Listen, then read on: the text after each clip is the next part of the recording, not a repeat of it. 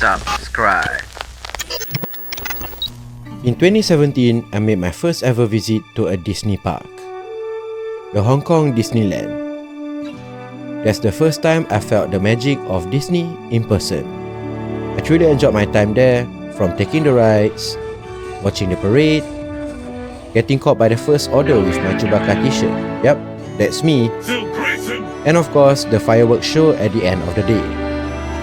With such a great time, I really wanted to visit another Disney park as soon as possible. And that brings us to 2019. Tokyo Disneyland and Disney Sea. This was the first time I was introduced to the FastPass system. Now the system has been changed since, but I will share a bit because this system does affect a bit of my experience there. Let me explain on how it works. They have booths at certain rides where I scan my park ticket to get the FastPass slip for that particular ride. Then at a specified time stated on the FastPass slip, you can enter the ride by the priority queue. And as the day goes by, it could be sold out and the booths will be closed. Alright, so with that said, there's a lot of planning on the go. And that really overwhelmed me. Now don't get me wrong here. I do enjoy my time at Tokyo Disneyland and Disney Sea. I'm just saying that it does get a bit much. Especially with how crowded the park was, I kinda have to rely on the FastPass system to get rides. Now if you don't get any of that, no worries, cause like I said, the system has been changed since. Now they have introduced the Disney Resort apps and the whole system has been brought into the apps for a better experience. Sorry guys. Han Solo? Chewie! Relax. Stick together and we'll be fine. Chewie! That's how we do it. And with that brings us to 2023. My visit to Disneyland Park and Disney California Adventure.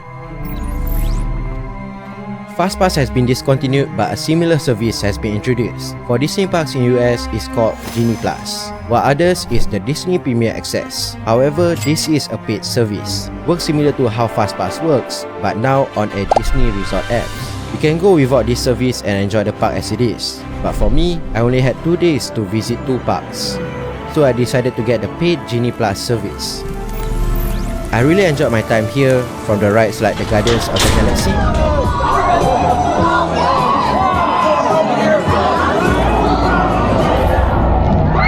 to the Rise of the Resistance in Galaxy's Edge,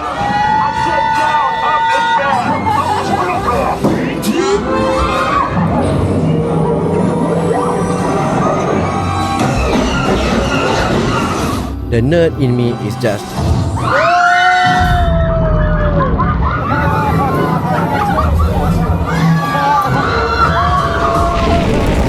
However, this is my first time using an app for a Disney park visit. The first few hours, I found myself looking at my phone a lot. Then I realized I needed another phone for other things, as that phone is constantly on the Disney Resort app. Now, I don't know where the third phone comes from. Size? Size doesn't matter. Anyways, with too much time spent on my phones, busy planning here and there, I start to realize the surroundings get blurred. I will go from ride to ride with the journey in between being on my phone. Now, this is a bit exaggerating, but I did get caught up in the app and missing out the park. Thankfully, I did quickly realize that there's room to plan and also enjoy the park scenery. You see, I thought it would get as crowded as Tokyo did, but it didn't. Realizing that, I got into a flow of enjoying the park with the Disney Resort app.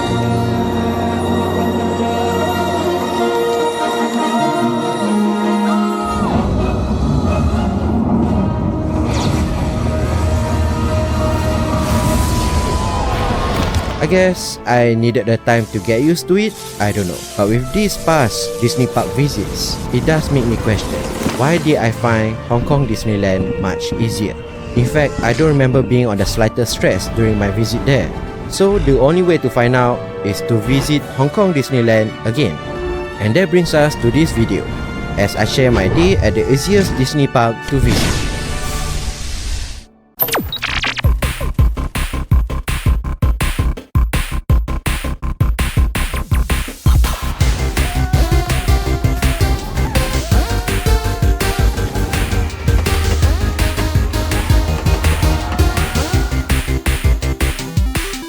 St. Peter's Basilica. one of the tallest domes in the world. Now, if you opt for the photo giraffe, I'm not sure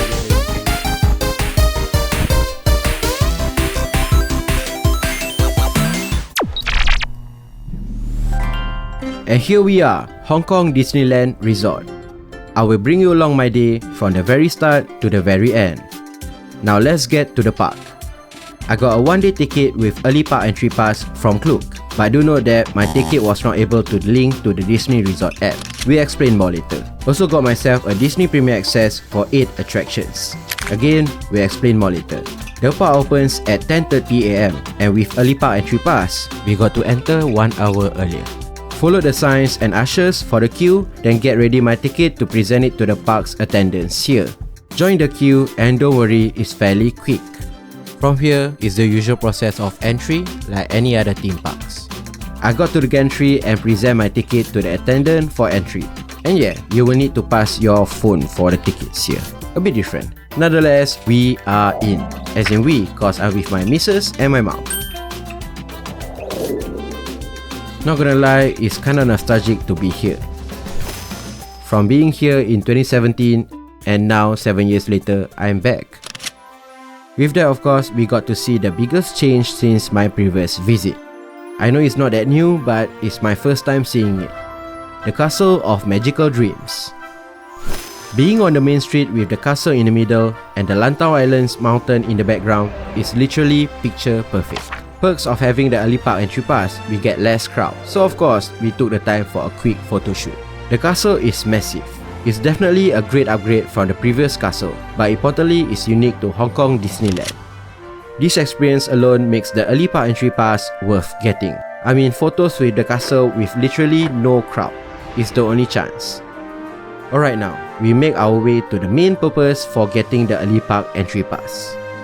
Do note though that not everything is open this early. Only these attractions are open. But do check cause they do change from time to time, depends on occasions and events. There's also a meet and greet for Disney princesses and queens here. But I couldn't find any specific times for any meet and greets at Hong Kong Disneyland officially. But you can check with the park staff on the day of your visit. Alright, as we pass Fantasyland, we get to the main purpose for the early park entry pass. The World of Frozen. Now, I may not look like it, but I'm actually a fan of Frozen, and this does excite me. I mean, we are in Arendelle. Welcome to Arendelle. Yep, just look it in. And yet again with Lantau Islands mountain in the background, it's just perfect placement for the land. It makes you feel like you're actually in Arendelle. Except for the weather, of course. And the Friendship Fountain is the only one as of now, and we got a photo with it with no crowd as well. We took some time to admire the land and what it had to offer. And of course, the castle, which for some reason there's no entry to that area, sadly. Alright, we have used up enough time now, so it's time for our first ride of the day. Frozen Ever After. The wait time was 40 minutes, but it didn't feel like it at all. I know they do overestimate the times, but it does feel a bit faster than usual. Anyways, the ride is definitely a must. A theme-based ride with small trails. I'm not too sure how to explain, but it's just not a see and hear kind of ride, if you know what I mean. Anyways, the small trails. There's a backdrop and a slide drop at the end. So here's a preview of my experience.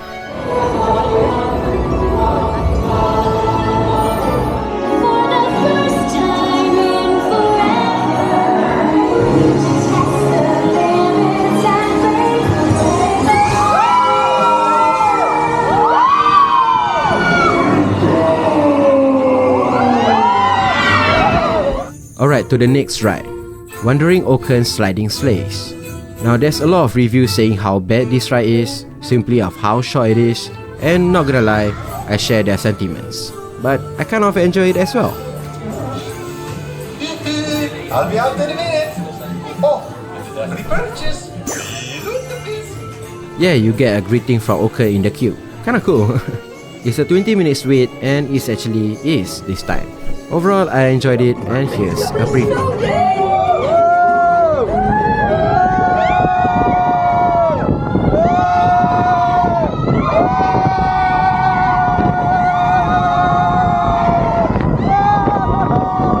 After the ride, the park has officially opened, and you can see the crowd starts to come in. So the wait time has increased, and for that I understand the frustration for this ride.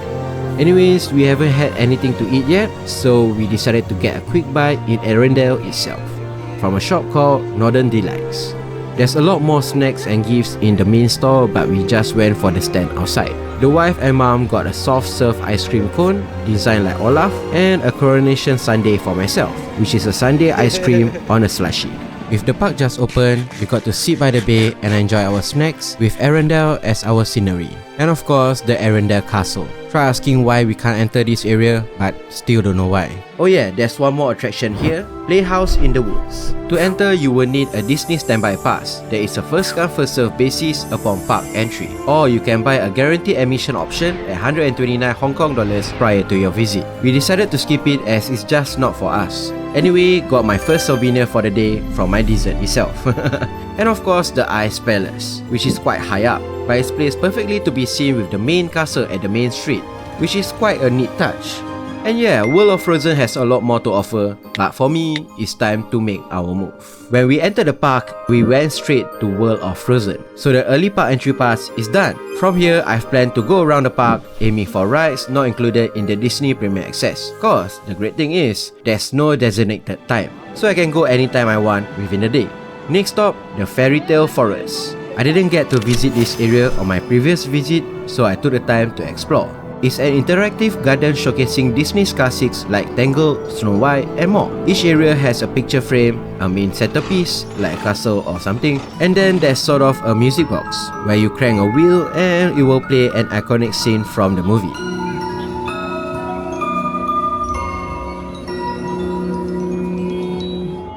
Also, each centerpiece will have a book detailing the iconic scene that's about to play. And this one's my personal favorite, Beauty and the Beast, the main castle.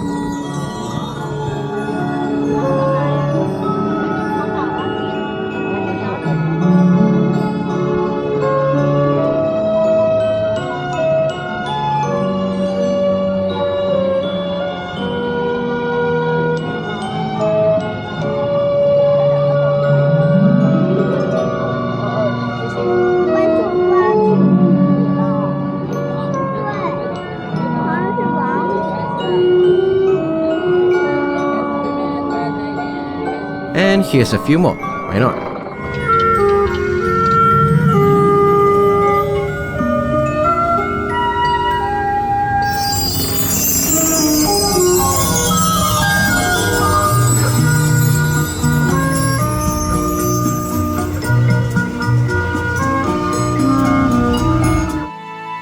And yeah, there's a lot more and also a meet and greet here, which we skipped. Alright, as I mentioned earlier, we aim for rides not included in the Disney Premier Access 8 attractions first. So next, Toy Story Land. Every ride here are not included in the package, but you can buy one on a la carte basis on the Disney Resort app. Disney Premier Access for one attractions are available for these rides, and I will share them with this icon, just for your info. You can use the Disney Resort app and make your purchase for the attractions you want, then simply present the pass to enter the priority queue. However, for my case, I bought my tickets from Klook, and for some reason I couldn't link my tickets to the app. I don't know why really, so I couldn't use any of the service on the app except for the map. But then again, I don't really need it anyways. Alright, Toy Story Land, a land with lots of photo spots, so we did quite a bit here of course. Now off to our first ride, RC Racer.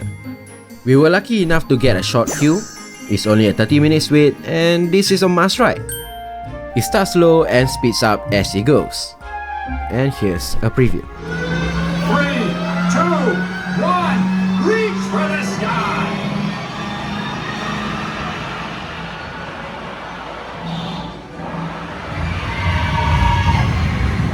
Now I do want to bring my camera for this ride, but I took too long to set up my camera, so I only got this for you guys. But you know the ride, so yeah. There's also a performance just outside of the next ride. They will announce the timing for it. We are Papa Delta at 1600. Kinda cool, right? Alright, Toy Soldier Parachute Drop. It's also a 30 minutes wait, but usually there's a very long queue. And for that, this is the only ride with single rider lane available in the whole park. So if you don't mind separating from your group and get some sort of priority, go for it. The ride is a kid-friendly drop ride, but you get a great view of Hong Kong Disneyland at the very top. So it's worth checking out and it's definitely a must. And here's a little preview.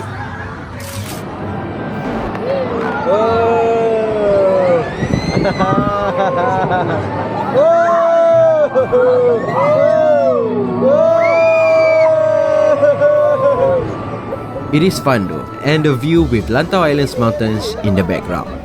You get to see the RC Racer, World of Frozen, the main castle, and an empty spot where I hope something's cooking there for the future. Alright, there's one more ride in this land and it's the Slinky Dog Spin. But it's not for us, so we decided to skip it.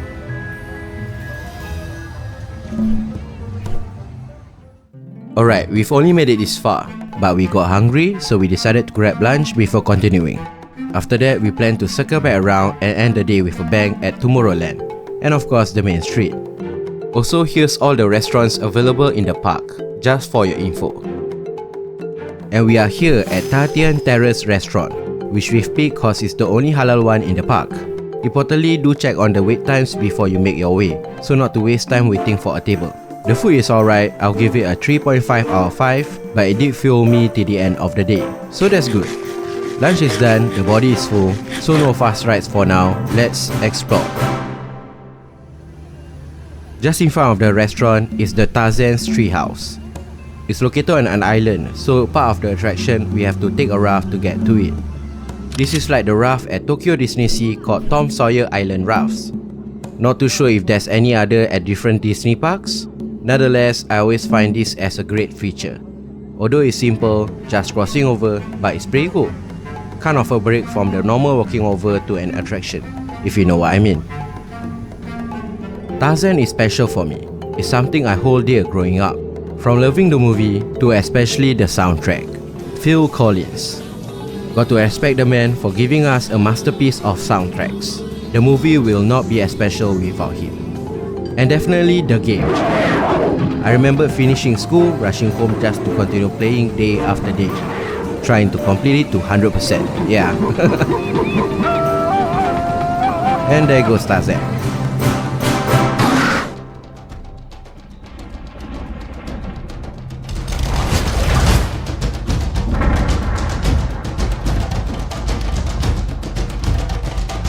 I had to do it. I mean, come on, it's too good. Anyways, this is actually the only Tarzan's Treehouse left in all Disney parks. It's one of two, and the other one in California has been revamped to another theme. This one has been closed for quite a bit, but they did reopen, and I really hope Hong Kong Disneyland keeps it as it is. Seeing iconic scenes from the movie and everything, it makes my inner child happy.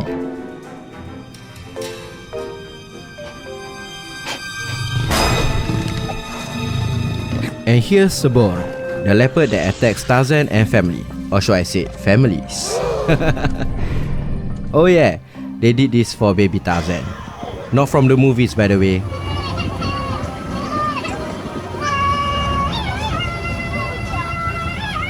Kinda cheesy, but yeah. Alright, the best part of the treehouse to me, Kala and baby Tarzan. There's so much to see in this room, and especially accompanied by the movie's iconic soundtrack, and a picture frame showing scenes of them from the movie. Now, the Tarzan's Treehouse features numerous multimedia elements, including sounds and interactive displays, similar to the baby Tarzan from before. There are sensors around that you will need to trigger them for the sounds and effects to start playing. For this room, I was told just that, but maybe they were wrong, cause I couldn't find anything. Also, a part of me as a fan wish the treehouse is somewhat movie accurate, but nonetheless, it does still captures the essence of it, and you can't deny it. With that said, to the next room, Jane's and Tarzan's room, with Jane's many drawings of Tarzan animated in the middle. A neat touch for them to include this. but in the movie, this happens in Jane's camp and not the treehouse. But then again, it's pretty cool. And yeah, there's a picture of Tarzan's parents and baby Tarzan, cause this is actually the wheelhouse of the ship, the very one that Tarzan's parents were on, well, before it wrecks. So yeah. Now if you don't know what that means, then I guess someone need to watch Tarzan. Anyways, we are done here in the main part of the treehouse. If you want a better view of the treehouse, you can go here to check it out. Sadly for me, I didn't have the time though, so yeah. But there's more to check out downstairs. There's a projector reminiscent to the movie, but it shows scenes from it. Didn't line up with the screen though. By design maybe, I don't know. And of course, a feature of trashing the camp. And here's my take. Overall, Tarzan's treehouse is great, but to relive some childhood memories that I will always cherish. Though I must say it could be better, but nonetheless it's still enjoyable and I got to visit it, so yeah. Next, we retrace our steps back to the previous lands that we skipped. First is the Grizzly Gulch. Gulch? I definitely butchered that, so yeah. There's a meet and greet here, but this spot particularly doesn't show on the Disney Resort app at all, so I really don't know about this one. The main attraction for the land, and wait for it, it's a long one. Big Grizzly Mountain Runaway Mine Cars. Yeah, well better known as Big Grizzly Mountain. There's also a picture op area, quite fun honestly, and a water play area which we skipped. Anyway, this is definitely the best ride of the park to me. It's one of the fastest rides amongst all of Disney resorts, and it did not disappoint. The wait time was only 30 minutes, but it will be our first use of the Disney Premier Access for the day. And here's a preview of the ride.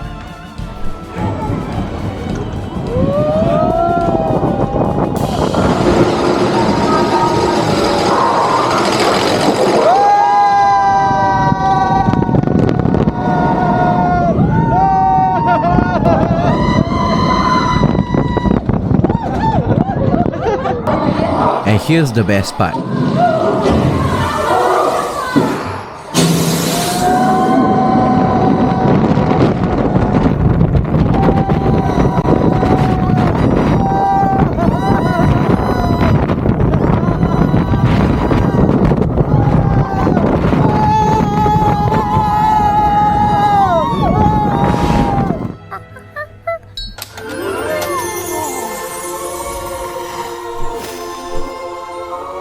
Next, Mystic Point, with the iconic manor where our next Disney Premier Access used for the ride, Mystic Manor. The ride is definitely a must and the wait time is always long. This time was 45 minutes for standby queue, so it's definitely worth getting Disney Premier Access for this. I'm just glad it's included in the Disney Premier Access for 8 attractions that I got. And here's a preview of the ride.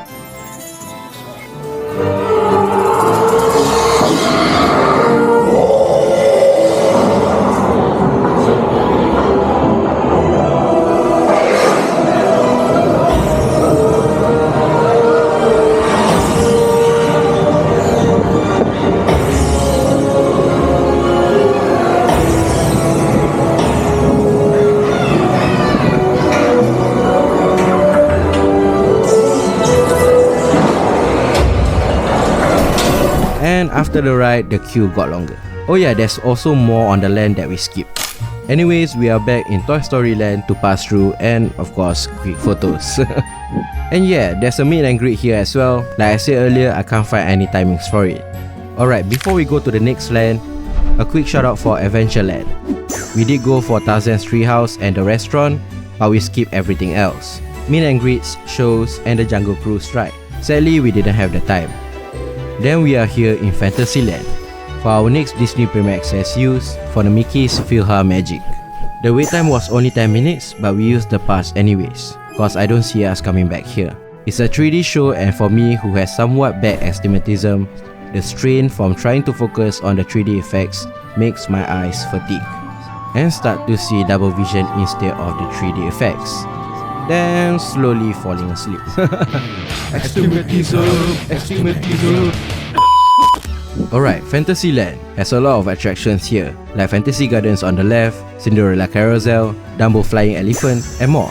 there are rides for the future, perhaps when I have Jason Jr.'s around, if you know what I mean.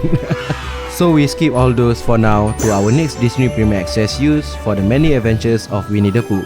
It's a 30-minute wait, not too long, but even with Premier Access, there's still a wait around 10 minutes. It's the first wait in the priority queue for this park. Kind of impressive, to be honest. I thought it would be the same as California's, but it's actually different enough, and I kind of enjoyed it. Like this part, gets a bit trippy.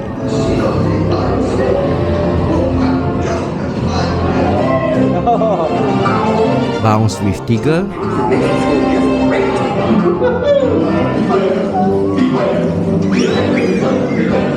And this part, there's a photo op, so be ready for the countdown.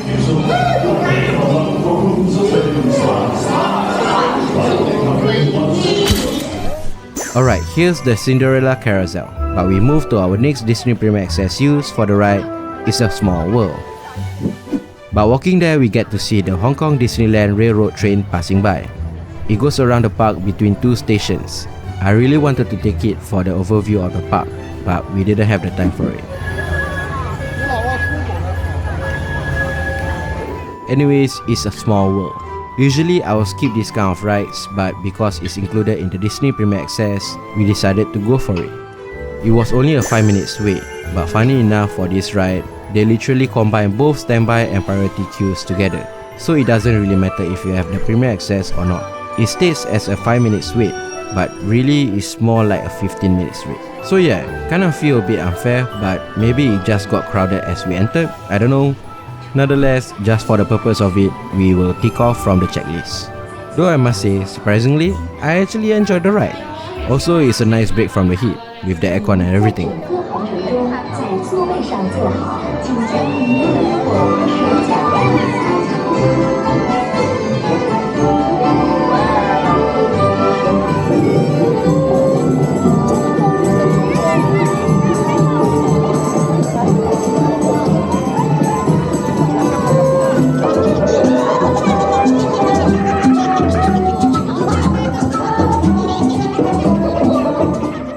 After the ride, we grab a snack from a popcorn stand, and for some reason, I always enjoyed seeing this. It's kinda cool, and if you don't know, there's different characters depending on the land. So yeah, then we move to the next and the very last land for us to visit. Very excited for this one, cause this is where I got stopped by the first order back in 2017. And it is Tomorrowland. And here's the iconic ride, Orbitron, a centerpiece for the land. But for us, our first attraction, Hyperspace Mountain. A quick shout out to Star Wars Command Post, where it all happened, but it's shut down now, so yeah. A cool thing at the priority entrance, there's a life-size X-Wing as seen on A New Hope that Luke Skywalker pilots. It does not look 100% accurate, but I could be wrong. Then again, it's still cool to see it here. The ride was only 10 minutes wait, but we decided to use the Disney Premier Access anyways. If you don't know already, the ride is basically Space Mountain in Star Wars theme, and it actually works well. For me as a fan of Star Wars and trailing rides, I really appreciate the experience. But I do feel bad for my mom though, cause this ride is a bit much for her. Sorry ma. Anyways, I didn't get any footage here cause it's too dark, but thanks to Hong Kong Disneyland's official YouTube channel, there's footage for the ride, and I did a short preview edit for you guys. Enjoy! Life support during your survey mission. Good luck, and may the Force be with you.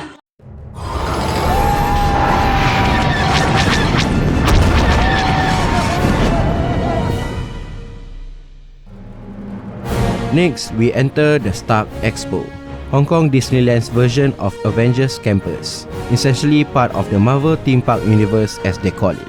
And that's the SHIELD Science and Technology Pavilion. But first, the Iron Man experience. In fact, this was the very first Marvel attraction to ever open in any Disney parks. Launched in 2017, I got to experience it on my first visit. And it was great. The ride system is similar to Star Tours, so if you enjoyed that attraction, you will enjoy this one too. And the queue is pretty cool. An immersion into the ride story, which is set in Hong Kong itself. Hong Kong Stark Tower is a symbol of our company's obsessive dedication to providing clean energy for everyone. And yeah, I always find it cool that this ride is based off the very country that it's in. Watching Iron Man flying around and fight in Hong Kong streets, you got to admit, is very cool. As riders, we are just visiting the Stark Expo for a tour when Hydra essentially attacks. Aside from the immersion, it is basically a 3D motion ride with a crowd in front of a big screen type of ride. It was a 10-minute wait, but of course we used the Disney Premier Access anyways. Once again, I don't have any footage for this ride as well. Thanks to Hong Kong Disneyland's official YouTube channel, I did a short edit preview for you guys. Enjoy! Hydra can't get the arc reactor.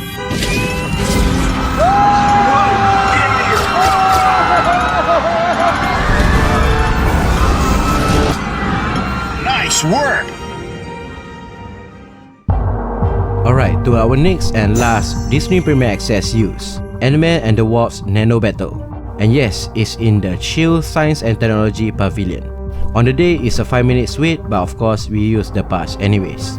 The queue also have an immersion experience as well, detailing the ride story, where S.H.I.E.L.D. has been attacked and Ant-Man and the Wasp come to the rescue with our help. Core at all costs. Don't disappoint me. My army of indestructible bots is infiltrating S.H.I.E.L.D.'s power core. This attraction used to be the Buzz Lightyear Astro Blaster, so it's a shooter game kind of ride, but it is different and not just a routine. Honey, I shrunk the kids. Now that you're shrunk, blast those circuits to shut it down. Now that's the cool part of the ride, but overall, not gonna lie, it could be better.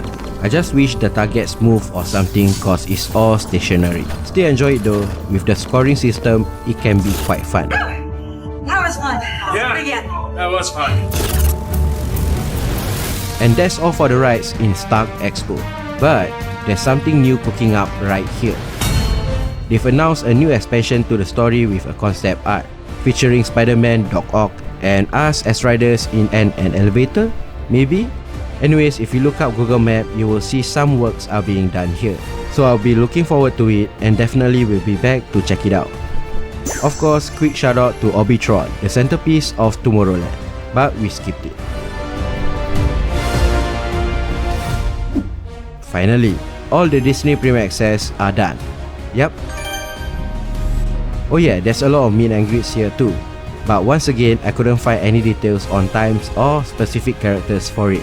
But yeah, you can get a lot of Marvel experience here. So honestly to me, the Stark Expo is not too bad. Alright, it's already dark and we are back on the main street where we missed the parade in the afternoon, sadly. Also, there's a lot of meet and greets here as well, and the town square just up front of the park. Our next attraction is actually the fireworks show, which is at 9 PM during our visit. So we have 2 hours or so to roam the park once more.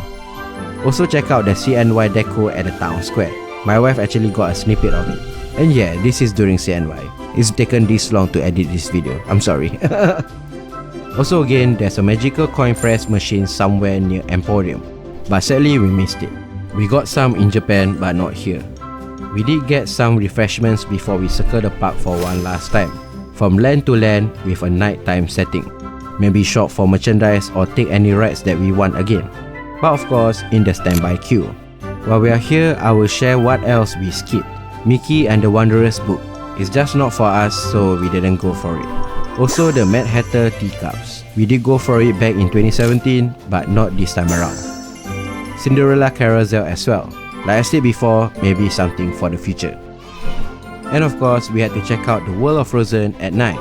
Apologies in advance though, cause my phone doesn't do well in the dark and doesn't capture how nice the land looks in a night setting. And yeah, it is crowded. Luckily, we got the early park entry pass to get by this land. We made sure to visit the Friendship Fountain again, and of course the castle. It looks a bit too blue, but that's just my camera's fault. Anyways, got a souvenir here, a magnet of the clock tower with Elsa and Anna. Pretty neat, as it got the World of Frozen logo on the back. Alright, after that we checked out Toy Story Land again. We wanted to go on the rides here, but the standby queue was quite long, around 30 minutes or more, so we had to skip them. Instead, we checked out the shop called Andy's Toy Box. Funny enough, I got a keychain of Sully and not a Toy Story one. But yeah, the land is definitely worth checking out at night time. with the fairy lights and everything is quite nice. After this, we did go for the big Grizzly mountain ride, but I didn't record anything there. Then we continue our circle around the park, pass by the Tarzan terrace where we ate for lunch, back to the main street where we catch the fireworks show. Here's a small preview.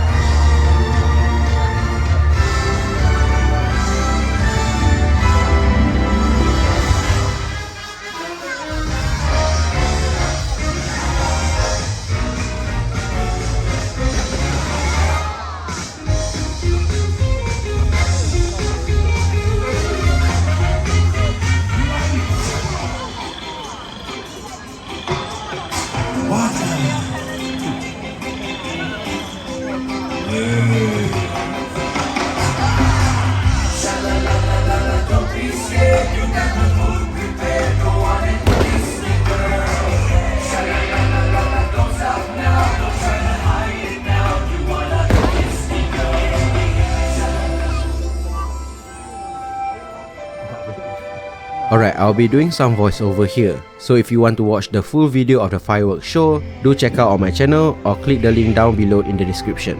Appreciate the watch. Alright now, after a whole day spent visiting Hong Kong Disneyland, the question remains, is it truly the easiest Disney park to visit? Well, first let's lay everything that we did and got through the day. The early park entry pass, is it worth it? I would say yeah. I got to enter the park early and I experienced the park without a huge crowd, which means we got to cover more lands and rides. Now I know I still miss some rides and shows, so I have to admit, the next thing is kind of the reason why. The Disney Premier Access. There's for one attraction, the a la carte one if you will, and then there's 2 bundles as well, for 3 or 8 attractions. Now what's great about this, especially in Hong Kong Disneyland, there's no designated time. Disneyland Paris is the only other Disney park that offers this as well. But even that, the a la carte one in Paris has a designated time. So this service is definitely the easiest to use in Hong Kong Disneyland. Alright now, since my visit, they have changed one ride from the 8 attractions that I got during my visit. They've replaced the Winnie the Pooh ride to Frozen Ever After. Yes, it's good cause it's frozen, but here's the thing, Winnie the Pooh is the only ride that has a queue in the priority queue. So yeah, and for me, it's the only ride in Fantasyland that's actually fun. So to me, I think they should have replaced with either one of the other ride in Fantasyland. And now it seems like I'm blabbering around, but here's the thing, it's actually the reason why I still miss some things even with the early park entry pass. Yeah, that's why. I am just not a fan of those rides, and instead wish to go for something else. But for the price though, I must say it's actually still worth it. Yeah, I know, it's kind of contradicting myself here, but then again, if you were to get the one attraction one, it can get expensive. And if you just go for the standby queue, then you will spend most of your time in queues. And to me, time is money. So what do we do? Well, to me, I must say I really wish I went for 2 days instead of 1, cause I really want to explore more, and the price for 2 days is actually kind of worth it to me. So if I were to visit Hong Kong Disneyland again, to cover everything the park has to offer, from rides to shows to meet and greets, I will definitely go for 2 days with the 2 add-ons. But then again, for what I did here within just 1 day, I'm definitely happy with the experience. With that said, buying your ticket is important. Like I said before, I got mine from Klook, and for whatever reason, I can't link it to the Disney Resort app. I have somewhat similar experience in California, but I can link my ticket there, but not my mode of payment, which is my credit card, and I don't know why. Even the cast members at guest services couldn't help. So yeah, don't blame on my cards here. They do work everywhere and anywhere, even in California itself. Now I know you may not face the same problem as I did, but since I've experienced this with 2 Disney parks, I would not recommend buying from Klook. No offense to them, it's still the best app for traveling, but for Disney parks particularly, I would recommend buying from the official website itself. It guarantees you the full Disney experience. like I had for my recent visit to Tokyo Disney Resort. Yes, I did a revisit there as well, and that video is coming soon, so do subscribe to check it out. Alright, after all of that, from the add-ons to the ticketing and all, the question still remains: is Hong Kong Disneyland the easiest Disney park to visit? The answer is definitely yes. I did my visit without actually using the Disney Resort app. Not by choice, but yeah. And that alone is something you can't say in any other Disney parks. It's very simple in Hong Kong Disneyland. You can plan your visit in advance, and on the actual day, you simply enter and enjoy. Especially now, as for some reason this park doesn't get the love they deserve. So the queues are not that long when compared to other Disney parks. To sum it up, if you want to enjoy a Disney park without the hassle of using an app to book here and there, also without requiring you to plan ahead and during your visit, Hong Kong Disneyland is the theme park for you to check out.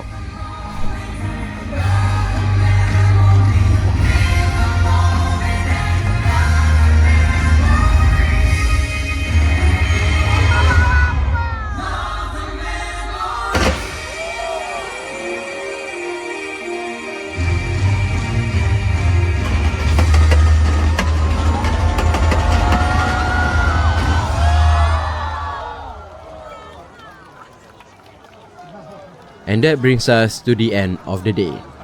I'm very excited for what Hong Kong Disneyland has to offer in the future. With World of Frozen just opened this year and the upcoming Avengers ride opening soon, I'm definitely will revisit yet again. On a personal note, this park was the first Disney park I ever visited. And revisiting it after experiencing 2 other Disney parks, it has given me a whole new appreciation for it. And this video is just me sharing it with you guys. So I hope you've enjoyed the video, cause this happens to be the hardest video for me to edit. If you are still watching, thank you so much. Would really appreciate it if you could like the video and of course subscribe to the channel. There will be more content just like this, or even better perhaps.